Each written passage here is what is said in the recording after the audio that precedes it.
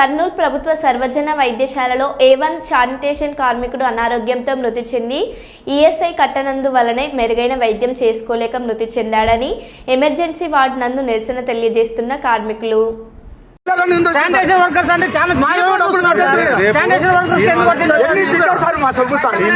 పిలిపించి ఇవన్నీ మాట్లాడతాం.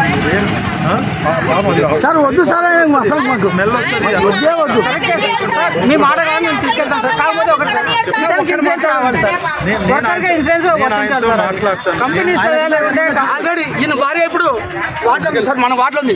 ఈఎస్ఐ ఉంటాం, మేము బయట చూపించుకుంటాం కదా, బయట చూపించుకుంటే మా ప్రాబ్లం మేము చెప్పుకుంటాం కదా. మా డబ్బులు కట్ చేసుకొని మా డబ్బులు తిని గత 10 ఏళ్ళ నుండి 9 ఏళ్ళ నుండి మా డబ్బులు మా జీతం తినండి కట్టకుండా ఉంటాయి ఇట్లా సార్. పడిపోయా తమ్ముడే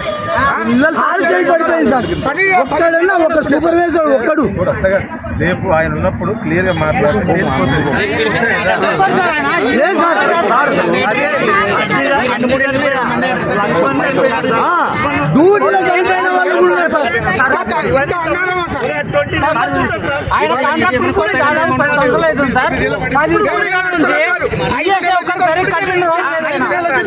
పెట్టుకున్నా ఇప్పుడు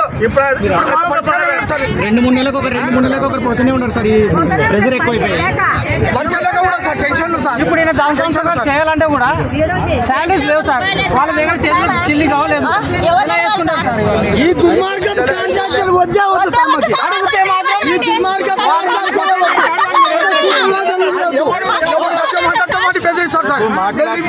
రేపు మీరు 5 మంది నాయకులు రండి మేడము, ఆయన కూర్చొని మీ సమస్యలన్నీ తీర్చేటట్టు సార్. వర్కర్లు అయితే ఆయన కింద బాండ్ కలకంటే ఒక వర్కర్ కాదు, బానిస వర్కర్లు ప్రతి ఒక్కరు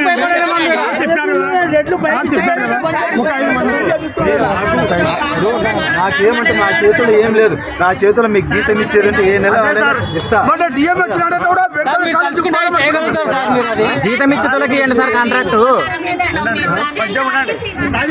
లేకుండా మాకు డైరెక్ట్ గా ట్రెజరీ ద్వారా మాకు జీతాలు పంపిస్తుంది.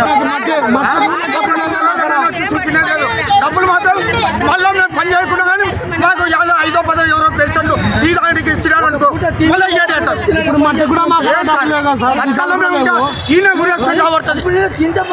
కార్మికులు ఈడైనా గురేసుకొని కాబడుతుంది. అన్నాళ్ళ